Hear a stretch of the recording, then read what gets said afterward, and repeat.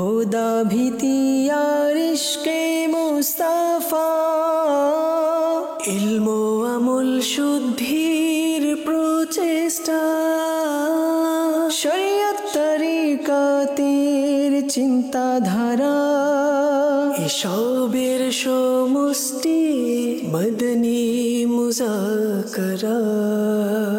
আলহামদুলিল্লাহি রাব্বিল আলামিন ওয়াসসালাতু ওয়াসসালামু আলা খাতামিন নাবিয়্যিন, আম্মা বা'দ, ফাআউযু বিল্লাহি মিনাশ শাইতানির রাজীম, বিসমিল্লাহির রহমানির রহিম।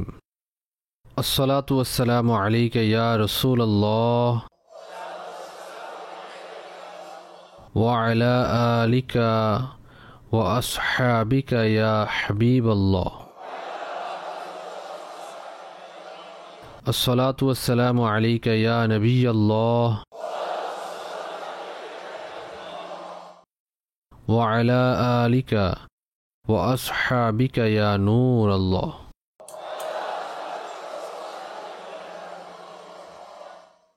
1444 হিজরির মুহররম শরীফের 29তম রাত, 29th নাইট এর সাথে সম্পর্ক রেখে ফরমানে আখিরি নবী সাল্লাল্লাহু আলাইহি ওয়াসাল্লাম নম্বর 29। আমার প্রতি দুরূদ শরীফ পাঠ করো, আল্লাহ পাক তোমাদের উপর রহমত অবতীর্ণ করবেন। সাল্লু আলাল হাবিব সাল্লাল্লাহু আলা মুহাম্মদ। আপনারা প্রশ্ন করুন, প্রত্যেক প্রশ্নের উত্তর যথাযথ দিতে পারবো এটা আবশ্যক নয়, তবে সঠিক উত্তর প্রদানের চেষ্টা করব। ভুল করতে দেখলে তৎক্ষণাৎ আমাকে সংশোধন করবেন। আমাকে এদিক সেদিক কথা ঘুরিয়ে নিজের কথার উপর কারণ ব্যতীত অটল থাকতে নয়, বরং কৃতজ্ঞতার সাথে ভুল স্বীকার করতে দেখবেন। সাল্লু আলাল হাবিব সাল্লাল্লাহু আলা মুহাম্মদ। আমি মোহাম্মদ আশরাফ আত্তারি। আরজ হলো, আমরা কি ঘরে ময়ূর পালন করতে পারবো? অনেক মানুষ এটাকে নিষেধ করে, এবং এ সম্পর্কে যদি কোনো মাদানী ফুল পেয়ে যেতাম তাহলে উপকার হতো। ময়ূর পোষা অবশ্যই জায়েজ, হালাল পাখি। জি হ্যাঁ, এর গোস্ত ভক্ষণ করা যাবে, হালাল। যখনই কোনো প্রাণী পুষবেন তখন সেটার যে যে খাদ্যদ্রব্য রয়েছে, পানি রয়েছে, এদিক থেকে কোনো ঘাটতি থাকা উচিত নয়। কেননা এটা জবানহীন, সে কাকে নালিশ করবে? এজন্য বারংবার সেগুলোকে খাবার, পানি, তার যে রিকোয়ারমেন্টস রয়েছে তা পূরণ করতে হবে। শীত ও গরম অনুযায়ী তার সুরক্ষার ব্যবস্থা করতে হবে। শত্রু থেকেও হেফাজত রাখতে হবে, তাকে যেন কোনো বস্তু খেয়ে না ফেলে, হামলা না করে। এগুলোতে তো সতর্কতা থাকেই, কেননা খরচ হয়েছে। কিন্তু খাবার দাবার ইত্যাদিতে অলসতা থেকেই যায়, সেটাকে পুরোপুরি খাবার দাবার দিতে হবে। সাল্লু আলাল হাবিব সাল্লাল্লাহু আলা মুহাম্মদ। মঙ্গলবার কাপড় কাটা নিষেধ কেন? আলা হযরত ইমামে আহলে সুন্নাত রাহমাতুল্লাহ তাআলা আলাইহি এর জীবনীতে রয়েছে, মালফুজাতে আলা হযরত, মঙ্গলবার যে কাপড় কাটা হবে, কাটিং করা হবে, কেটে নেওয়া হবে, সেটা হয়তো জ্বলে যাবে বা ডুবে যাবে বা চুরি হয়ে যাবে। অবশ্য এটা যে মঙ্গলবার কাপড় কাটা গুনাহ নয়, নাজাইজ নয়, শুধুমাত্র এই ক্ষতিগুলো লিপিবদ্ধ রয়েছে, যার সম্ভাবনা রয়েছে। সাল্লু আলাল হাবিব সাল্লাল্লাহু আলা মুহাম্মদ। আমার নাম মোহাম্মদ জিয়াউদ্দিন। আমির আহলে সুন্নতের নিকট আমার প্রশ্ন হলো, অনেক সময় কোনো ইজতিমা বা কোনো মাহফিলে নিজের জীবনের অতিবাহিত হওয়া অলসতার প্রতি অনুশোচনা হয়। এখন সে ব্যক্তি নিজেকে মুত্তাকি ও পরহেজগার বানাতে চায়, তো আপনি ইরশাদ করে দিন যে সে কিভাবে পরহেজগার হবে এবং এমন কি কাজ করবে যা তাকে পরহেজগার বানিয়ে দিবে। আল্লাহ আল্লাহ, মাশা আল্লাহ। তিনি বললেন যে কখনো মাহফিল বা ইজতিমায় বয়ান শুনে অনুশোচনা জাগে পূর্ববর্তী জীবনের প্রতি, যা অলসতায় কেটেছে, গুনাহে কেটেছে, এবং এখন চাচ্ছেন যে বাস নেক কাজ করবেন, তাকওয়া ও পরহেজগারি করে জীবন অতিবাহিত করবেন। এখন অর্থাৎ তার করণীয় কি? তো স্পষ্ট এটাই যে মানুষ যে মুসলমান তার জন্য এমনিতেও আহকামে শরিয়াতের উপর আমল করতেই হবে। নামাজ আদায় করবে, রমজান মাসে রোজা রাখবে, ফরজ এবং ওয়াজিবের আনুগত্য করবে, যে ফরজগুলো রয়েছে, ওয়াজিব সমূহ রয়েছে তার উপর আমল করবে, হালাল হারামের প্রতি লক্ষ্য রাখবে, হারাম উপার্জনের নিকটেও যাবে না, হালাল উপার্জনকেই আপন করবে। তারপর হলো নিজের সঙ্গকে বিশুদ্ধ রাখবে।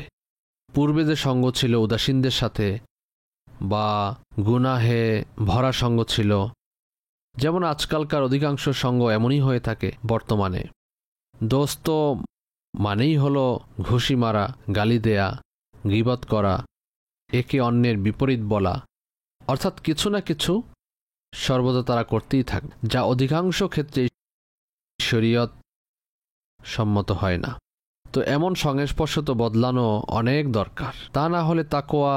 এখন আপনি বলবেন যে খারাপ সংস্পর্শে থেকেও আপনার তাকওয়া বিশুদ্ধ থাকবে, এটা কিভাবে সম্ভব? এটা হতে পারে না। তাই এজন্যই আপনাকে শুধুমাত্র উত্তম সংস্পর্শ, আশিকানে রসুলের সংস্পর্শ গ্রহণ করতে হবে। মন যদি পাকাপোক্ত থাকে এবং চাওয়াটা যদি সত্য হয়, তাহলে ইনশাআল্লাহ অবশ্যই দয়া হবে। আল্লাহ পাক কুরআনে আযীম ইরশাদ ফরমান, ওয়ামান আরাদাল আখিরাতা ওয়া সাআ লাহা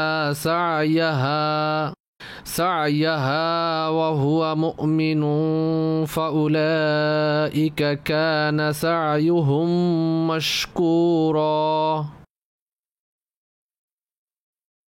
সহজ কোরআনের অনুবাদ, কানজুল ইরফান। এবং যে আখিরাত চায় এবং সেটার জন্য এমন চেষ্টা করে যেমন করা উচিত, এবং সে মুমিনও হয়, তাহলে তারাই সে সকল লোক যাদের চেষ্টাকে গুরুত্ব দেয়া হবে। সদরুল আফাজিল হযরত মুফতি নাঈমউদ্দিন মুরাদাবাদী রাহমাতুল্লাহ তাআলা আলাইহি এখানে অনেক সুন্দর একটি উক্তি পেশ করেছেন। উক্ত আয়াত থেকে জানা গেল যে আমল কবুল হওয়ার জন্য তিনটি জিনিস প্রয়োজন। একটি তো আখিরাত তালাশকারী হওয়া, অর্থাৎ আখিরাতের কল্যাণ চাওয়া, মানে সৎ নিয়ত, বিশুদ্ধ নিয়ত থাকা। দ্বিতীয়ত সাই, অর্থাৎ আমলকে পর্যায়ক্রমে তার নিজ নিজ হক অনুযায়ী আদায় করা, অর্থাৎ তার জন্য পুরোপুরি চেষ্টা করা, জোর দেয়া যে আমাকে এই আমলটির যত ধরনের হক রয়েছে, এর সকল আহকাম, যে সকল ফরজ রয়েছে, ওয়াজিব সমূহ রয়েছে, সুন্নাত রয়েছে, এর মুস্তাহাব রয়েছে, তো এই অনুযায়ী পরিপূর্ণভাবে চেষ্টা করতে হবে আমার আমল যেন সব দিক থেকে সঠিক হয়। তৃতীয়ত হল ঈমান, যা সবচেয়ে বেশি গুরুত্বপূর্ণ। এটা স্পষ্ট যে ঈমান ব্যতীত কোনো নেকি কবুল হবে না, কোনো আমল গ্রহণযোগ্যই হবে না। ঈমান শর্ত। সাল্লু আলাল হাবিব সাল্লাল্লাহু আলা মুহাম্মদ। সৈয়দি আমির আহলে সুন্নাতের নিকট আরজ হলো যে সুপারিশের শরীয় হুকুম কি? সারিবদ্ধ হওয়া ব্যতীত সেই সংস্থার একজন কর্মচারীর সুপারিশের মাধ্যমে কি নিজের কাজ করানো যাবে? এমতো অবস্থায় তাদের হক নষ্ট তো হবে না যারা পূর্বে থেকেই লাইনে দাঁড়িয়ে রয়েছে। এর অনেকগুলো পদ্ধতি বুঝে আসে সুপারিশের ব্যাপারে। অনেক সুপারিশ তো অবশ্যই জায়েজ এবং সওয়াবের কাজ। হযরত সৈয়দনা আব্দুল্লাহ ইবনে আব্বাস রাদিয়াল্লাহু তাআলা আনহু মসজিদে নববী শরীফে মুতাকিফ ছিলেন, ইতিকাফরত ছিলেন। একজন চিন্তাগ্রস্ত ব্যক্তি তার বরকতময় খিদমতে উপস্থিত হলেন। ওয়াজহে গাম, অর্থাৎ চিন্তার কারণ জিজ্ঞাসা করাতে সে বলল, হে রাসূলুল্লাহ সাল্লাল্লাহু আলাইহি ওয়াসাল্লামের চাচা জানের হৃদয়ের অংশ, অমুকের আমার নিকট কিছু হক রয়েছে, আমি তার হক আদায় করার ক্ষমতা রাখি না। হযরত আব্দুল্লাহ ইবনে আব্বাস রাদিয়াল্লাহু আনহু ইরশাদ করলেন, আমি কি তোমার জন্য সুপারিশ করব? সে আরজ করলেন, আপনি যা ভালো মনে করেন। এটা শুনে হযরত ইবনে আব্বাস রাদিয়াল্লাহু আনহু তৎক্ষণাৎ মসজিদে নববী থেকে বাহিরে বেরিয়ে আসলেন। এটা দেখে সে ব্যক্তি আরজ করল, আলিজা, আপনি কি ইতিকাফকে ভুলে গিয়েছেন? বললেন, না, ইতিকাফকে ভুলিনি। অতঃপর মদিনার তাজদার সাল্লাল্লাহু আলাইহি ওয়াসাল্লামের নুরানি মাজারের দিকে ইশারা করে ভেঙে পড়লেন, চক্ষু যুগল ভিজে গেল। ইরশাদ করলেন, বেশি দিন হয়নি যে আমি এই মাজার শরীফে যিনি আরাম করছেন সেই মাহবুব সাল্লাল্লাহু আলাইহি ওয়াসাল্লাম থেকে স্বীয় কান দ্বারা শ্রবণ করেছি যে ইরশাদ করলেন যে তার কোনো ভাইয়ের চাহিদা তার প্রয়োজন পূরণ করার জন্য যায় এবং তা পূরণ করে দেয় তাহলে তা 10 বছরের ইতিকাফের চেয়েও উত্তম। আর যে আল্লাহকে সন্তুষ্টি করার জন্য একদিনের ইতিকাফ করবে তাহলে আল্লাহ পাক তার এবং জাহান্নামের মাঝখানে 3টি পরীক্ষা প্রতিরোধক করে দিবেন। প্রত্যেকটি পরীক্ষার দূরত্ব পূর্ব ও পশ্চিম, ইস্ট অ্যান্ড ওয়েস্টের মধ্যখানের দূরত্বের চেয়েও বেশি হবে। তো আপনারা দেখলেন যে মুসলমানদের চাহিদা পূরণ করা, কোনো দুঃখীকে সাহায্য করা, এটা কত বড় সওয়াব ও নেকির কাজ। সুপারিশ এমনিতেও সুপারিশ ভালো আছে, খারাপও হয়ে থাকে, সব ধরনের সুপারিশ হয়ে থাকে। তো অনুরূপভাবে এটিও একটি সুপারিশ। আর সবচেয়ে আজিমুস শান সুপারিশ তো ইনশাআল্লাহ আমরা কিয়ামত দিবসে পাব, শাফাআত। প্রিয় আকা সাল্লাল্লাহু আলাইহি ওয়াসাল্লাম আমরা গুনাহগারদের সুপারিশ করবেন, শাফাআত করবেন, আর কাজ সম্পাদনও হবে তার শাফাআতের মাধ্যমে। বাকি যে সকল বিষয় রয়েছে সবকিছু তো মান আনাম কে মান দানাম, আমি জানি আমি কেমন। বাস এটাই ভাবুন যে আমাদের নিকট কোনো নেকি নেই। শাফাআত কে সদকে মে জান্নাত মিলি হে, মির্জা সাহেবের পংক্তি, ইন্ডিয়ার একজন শায়ের। शफाअत के सदके में जन्नत मिली है, अमल थे जहन्नम में जाने के काबिल, ना कोई अमल है सुनाने के काबिल, ना मुंह है तुम्हारे दिखाने की काबिल। তো অনুরূপভাবে সুপারিশের অনেক প্রকার রয়েছে। এমন কিছু সুপারিশ রয়েছে যা নাজায়েজও হয়ে থাকে। উদাহরণস্বরূপ চুরির অপবাদে কাউকে আটক করা হয়েছে, বারগাহে রিসালাতের সুপারিশ চাওয়া হলো, তার চুরি প্রমাণিত ছিল।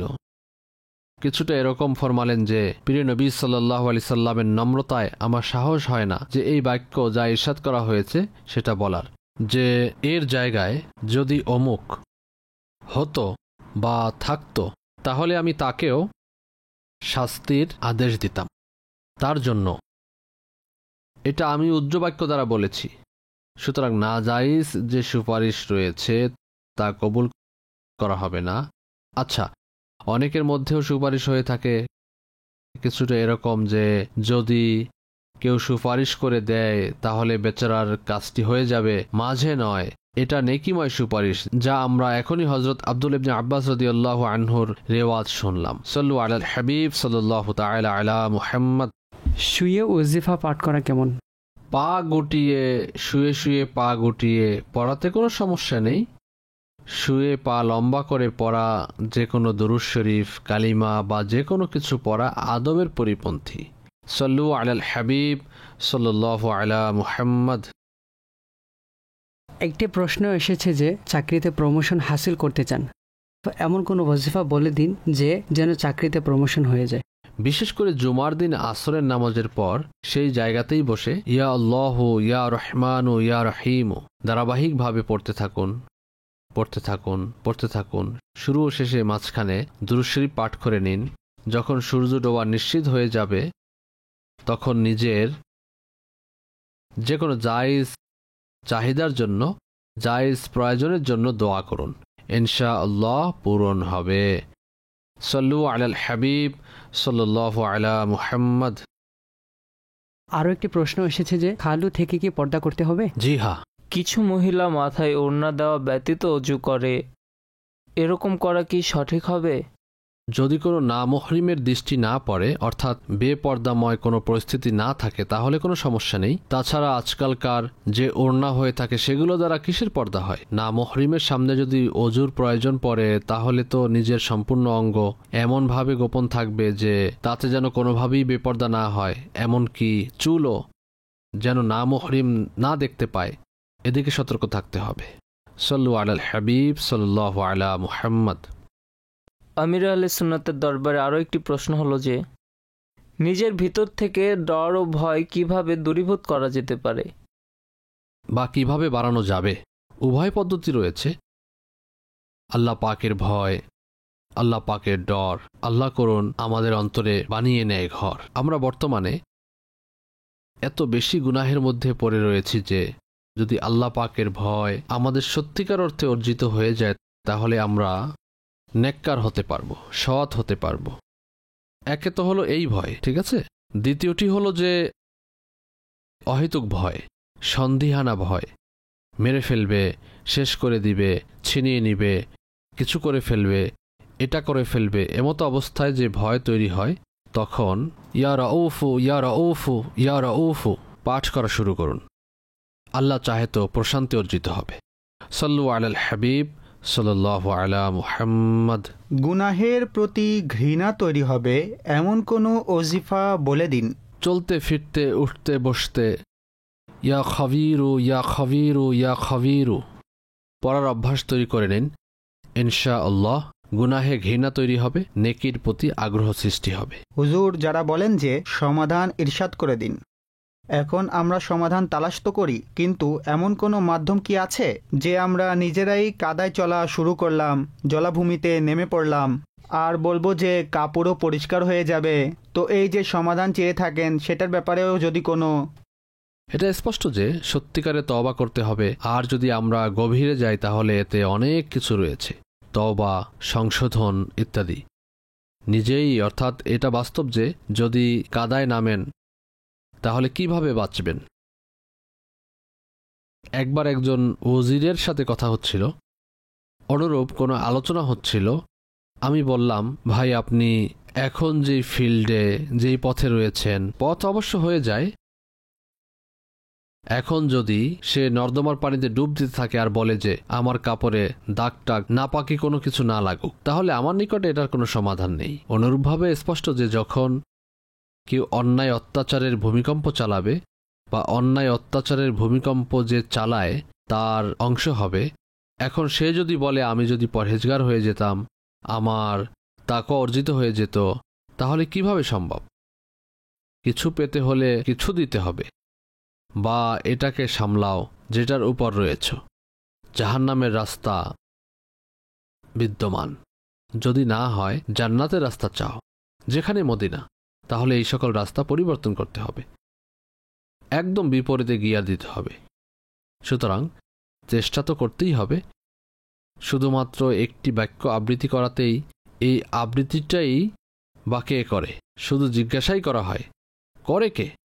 না হলে গুনাহ থেকে বাঁচা, এটা সাধারণভাবে সামান্য জ্ঞানবোধ রয়েছে যে মুসলমানের মধ্যে, সে জানে যে গুনাহ থেকে কিভাবে বাঁচবে। এখন যদি সে চায় যে আমি চুরি করব, কারো মন চায় যে চুরি করব, তার কি জানা নেই যে এটা স্পষ্ট মনে মনে বুঝতে পারে যে আমি ভুল করছি, তাই তো লুকিয়ে করছি, চুরি করছি। চুরি তো সেটাই যে কেউ তার সম্পদ হেফাজত করে রাখল এবং সে লুকিয়ে সেটাকে অন্যায়ভাবে নিয়ে নিল। এটা হলো চুরির ডেফিনিশন, এটা হলো চুরি। ডাকাতি ভিন্ন এক প্রকার, ডাকাতি প্রকাশ্যভাবে জিনিস ছিনিয়ে নিয়ে যায়। জিনিস, এখন কথা হলো ডাকাতরাও বোঝে যে আন্ডারস্টুড যে আমি যা করছি সেটা অন্যায়, এটা ভিন্ন যে যার থেকে ছিনিয়ে নিচ্ছে, যদিও বা তাকে ভয় পাচ্ছে না, কিন্তু তার এ ভয় থাকে যে কোনোভাবে যেন পুলিশ আমাদের খবর না পেয়ে যায়। হ্যাঁ, অনেক সময় পেয়েও যায়, বুঝতে পারছে যে আমরা অন্যায় করছি কিন্তু করতে থাকে। ঘুষ গ্রহণকারী কি বুঝতে পারে না যে আমি ঘুষ নিয়ে ভুল করছি? গালি যে দিচ্ছে সে কি বুঝতে পারছে না? নাকি এটা মনে করে যে আমি তো জিকির করছি? বুঝতে তো পারছে যে আমি গালি দিচ্ছি, এটা একদমই মন্দ কাজ, খারাপ কাজ। সুতরাং এমন অসংখ্য কাজ রয়েছে যা মানুষ করছে এবং তাদের জানা আছে যে আমি এটা ভুল করছি, কিন্তু তারপরেও করতেই থাকে। বেনামাজি কি কখনো নিজেকে ভালো মনে করবে যে আমি নামাজ পড়ি না, এটা নেকি এবং উত্তম একটি কাজ? তাকে যদি আপনি বলেন তাহলে বলবে হ্যাঁ ভাই দোয়া করেন যেন আমিও নামাজি হয়ে যাই। তার মানে হলো সে বেনামাজি হওয়াকে মন্দ মনে করে। সুতরাং পুরোপুরি চেষ্টা করুন নিজেকে নিজে নেকির দাওয়াতের দিকে ধাবিত করার। যারা দুনিয়া থেকে চলে গিয়েছে তাদেরকে স্মরণ করুন। যদি আপনি একটু চেষ্টা করেন তাহলে আপনার সামনে ফুফাকারী, আত্ম অভিমানী, জেদি মানুষ, ঝাঁঝালো চেহারা হয়তো ফুটে উঠবে, যারা আজ মাটির নিচে শুয়ে পড়েছে। অথবা চিন্তা করুন কি অবস্থা এখন তাদের। এভাবে যদি মানুষ যদি চিন্তা করে, তাহলে তো নিজেরটা ভাবুন। আমার নয় বয়স্ক লোকদের জন্য এরকম চিন্তা ভাবনা করা বেশি কঠিন নয়। শৈশবেরও কিছু কথা মনে পড়ে, যৌবনেরও কিছু সময়কাল মনে পড়ে, কেমন ছিলাম অর্ধ বয়সে, তাও গনিমত ছিল, অর্থাৎ ফিজিক্যালি এখন তো আর কোনো আদার অপশন নেই মৃত্যু ব্যতীত, কবর ব্যতীত। যদি মানুষ এই চিন্তা করে তাহলে অনেক গুনাহ থেকে সে বাঁচতে পারবে। অতএব অত্যন্ত গুরুত্বপূর্ণ একটি বিষয়, ফামা ইয়ামাল মিসকালা যাররাতিন খায়রা ইয়ারা ওমা ইয়ামাল মিসকালা যাররাতিন শাররা ইয়ারা। অর্থাৎ যে কিঞ্চিত পরিমাণ সৎ কাজ করবে সেও এটাকে দেখবে, আর যে কিঞ্চিত পরিমাণ মন্দ কাজ করবে সেও সেটাকে দেখবে। কেননা গুনাহ ভুলানো হবে না, অর্থাৎ পুরনো হবে না। আফসোস এতটুকুই যদি মানসিকতা হয়ে যেত যে গুনাহের স্বাদ, অনেক গুনাহে স্বাদ থাকে, তাই না? তো গুনাহের স্বাদ শেষ হয়ে যাবে, গুনাহ বাকি থাকবে আযাব।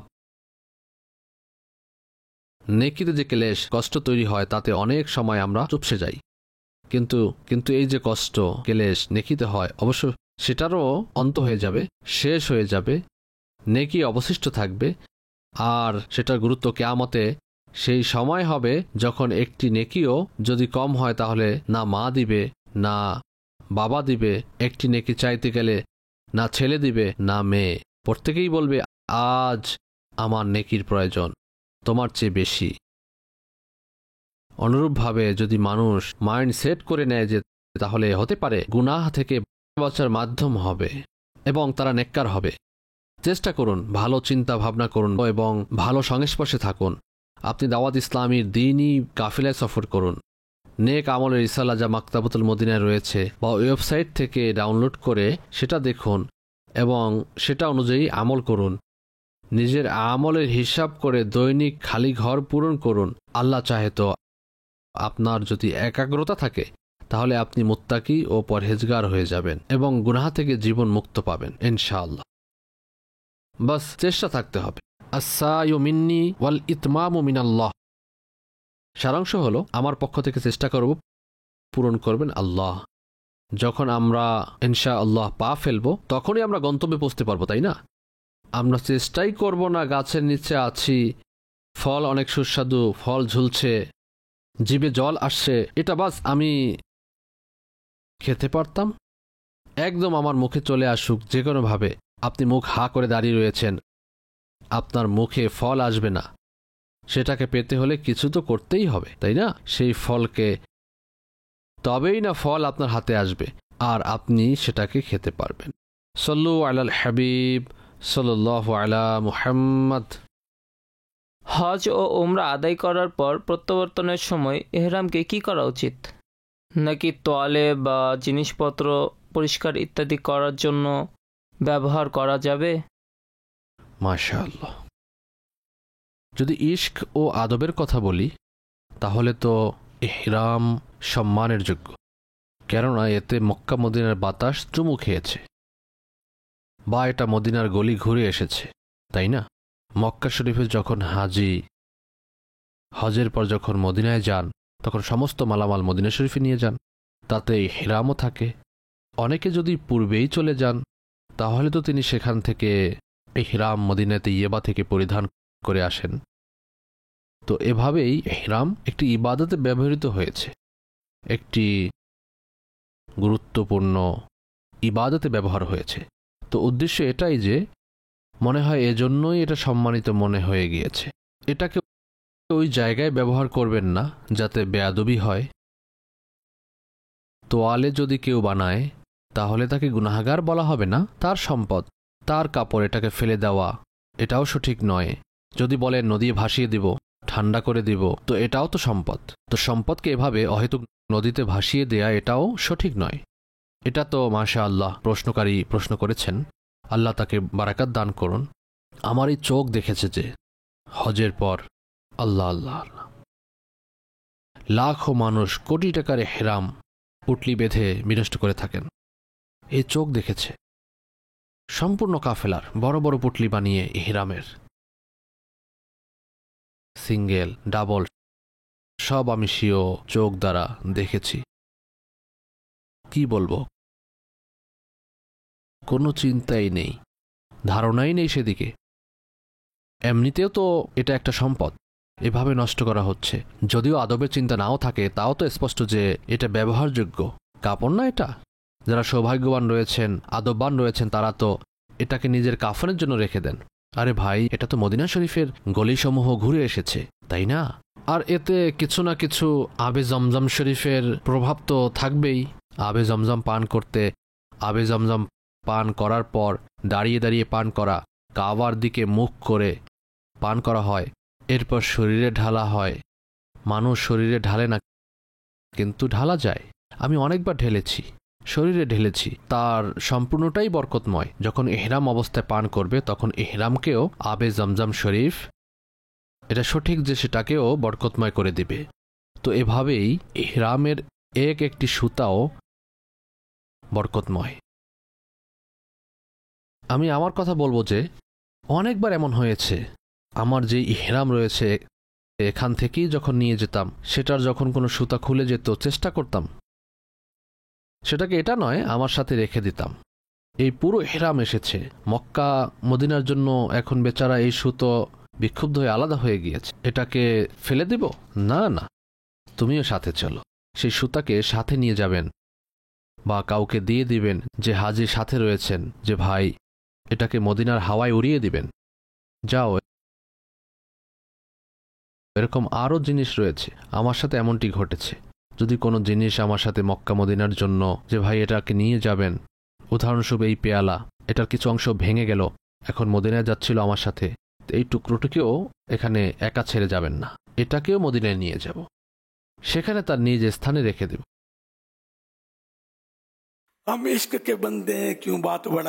দেখুন, প্রত্যেক বিষয়ে দলিল খোঁজা হয় না। যে বিষয় শরীয়তের সাংঘর্ষিক না হয় সেটা জায়েজ হয়ে থাকে, এবং ভালোবাসায় এরকম যত কার্যাবলী হয়ে থাকে তার তাৎপর্য রয়েছে। প্রিয় নবীর সম্মান ও আনুগত্য করো, ঠিক আছে না?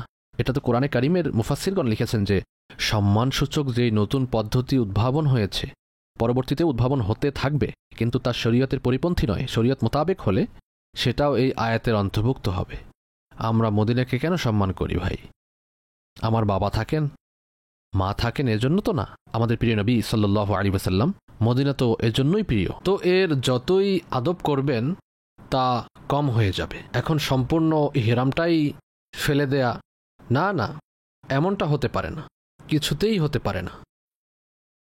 অবশ্য যদি মক্কা মদিনায় কোনো ব্যক্তিকে পেয়ে যান, তাহলে তাদেরকে দিয়ে দিন, কাউকে গিফট করে দিন।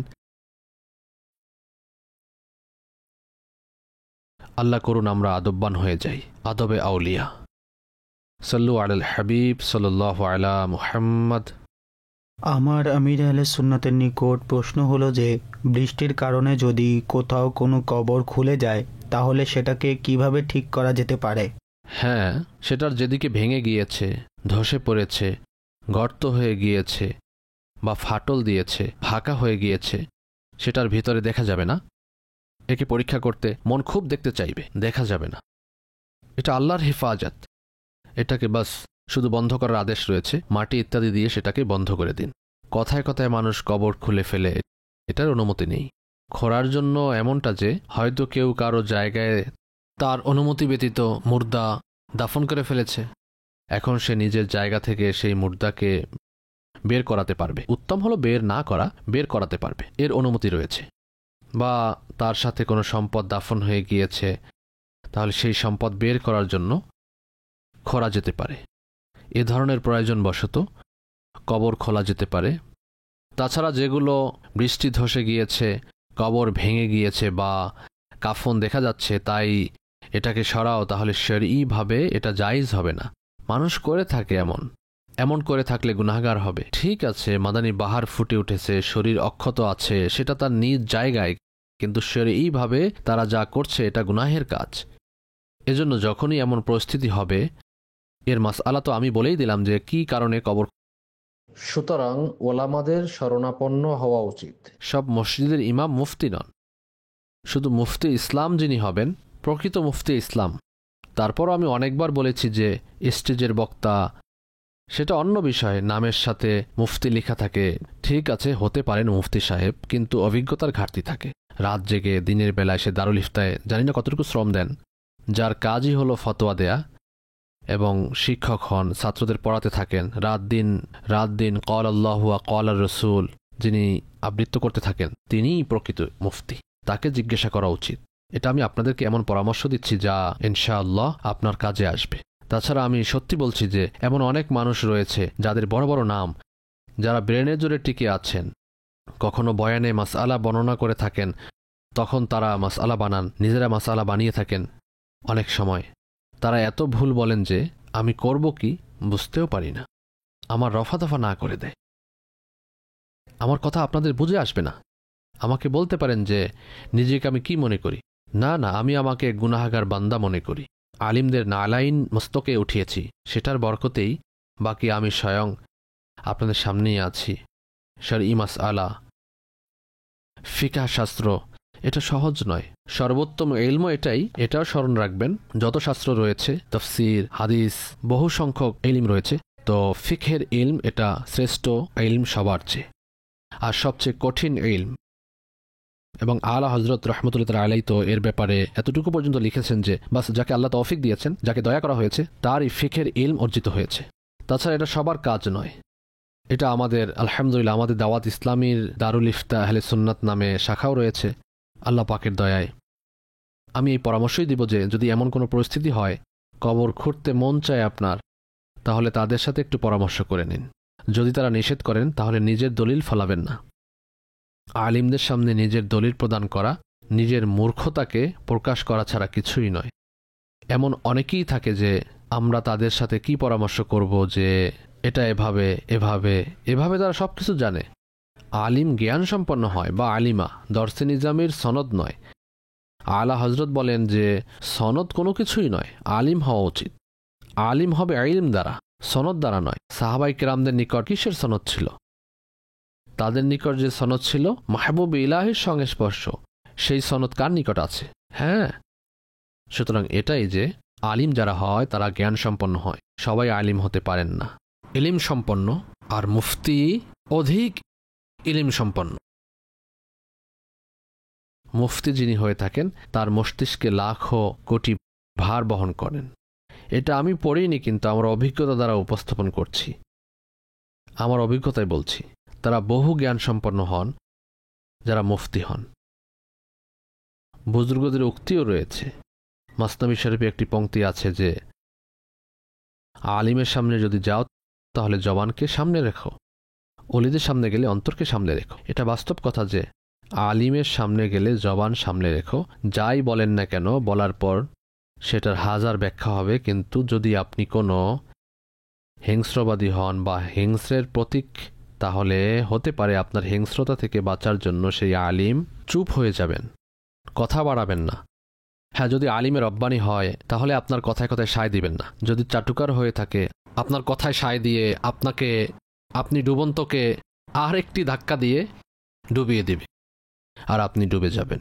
তো এমন করা উচিত নয়। আপনি যাই হন না কেন, আপনি দুনিয়াবী শাস্ত্রে যতই জ্ঞানী হন বা যতই অধ্যয়ন করেন না কেন, কিন্তু আলিম যারা হন, মুফতি যারা হন, তাদের আদবও করতে হবে এবং তারা যা বলেন তাতে কোনো একঘেয়েমি ব্যতীত লব্বাইক ইয়া সৈয়দি, আমার সরদার, রাজি আছি আপনি যা বলছেন, ইনশাআল্লাহ সেটাই করব।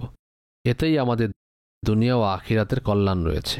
সাল্লু আলাল হাবিব সাল্লাল্লাহু আলা মুহাম্মদ। ফরমানে আখিরি নবী সাল্লাল্লাহু আলাইহি ওয়া সাল্লাম, লা ইলাহা ইল্লাল্লাহুল হালিমুল কারীম, সুবহানাল্লাহি রাব্বিস সামাওয়াতি আস-সাবঈ রাব্বিল আরশিল আযীম। যে ব্যক্তি 3 বার পাঠ করবে সে যেন সবে কদর পেয়ে গেল।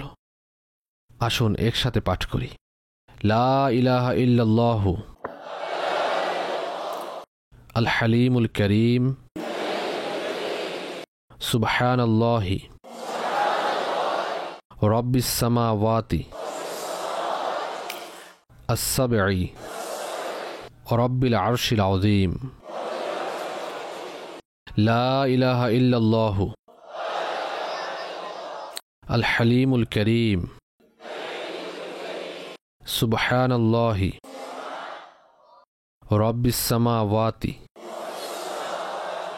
আস-সাবঈ রব্বিল আরশিল আযীম লা ইলাহা ইল্লাল্লাহু আল হালিমুল কারীম